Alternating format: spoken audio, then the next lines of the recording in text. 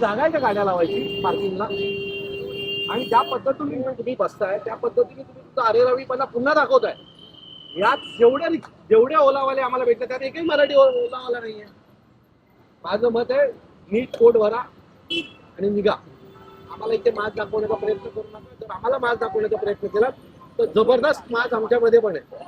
आम्ही महाराष्ट्र सैनिक आहोत, राज ठाकरेंचे सैनिक आहोत. जर तुम्ही लोकांबरोबर चुकीचं वागणार असाल तर आम्हाला तुमच्या बरोबर चुकीचं वागताना कुठलीच वाईट वाटणार नाही. मारहाण करणाऱ्याला गुन्हा दाखल झाला नाही. काय सांगितलं ठाणे पोलिसांना? मी पोलिसांना त्यांच्यावर जो गुन्हा टाकणार माननीय उपमुख्यमंत्र्यांनी सांगितलं 307 दाखल होईल. बरोबर आहे.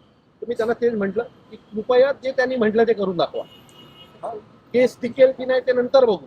पण आता त्यांना एक भीती बसली पाहिजे की जर अशा प्रकारची कुठलीही घटना आली तर आमच्यावर कायद्याचा बडगा बसतो हे दाखवण्याची एक चांगली संधी आहे. कारण हे तुम्ही जर बघाल तर त्या दिवशी जांभळी नाक्याला झालेल्या घटनेत आरोपींना अटकच नाही केली. ते दुसऱ्या दिवशी पुन्हा तिथे होते.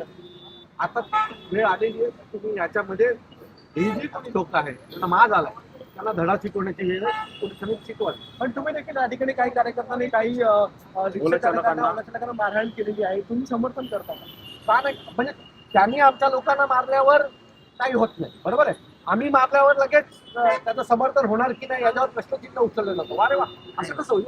एका वृद्ध माणसाला 80-85 वर्षाला माणसाला दगड टाकले पाहिजे त्याला लाज नाही वाटली.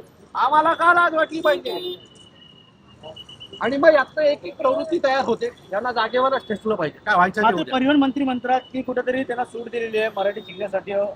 माझं मत आहे की जे लोक 15-15 वर्ष राहून मराठी शिकले नाहीत ना ते तुम्ही 2 धडे शिकवून काय शिकणार नाही.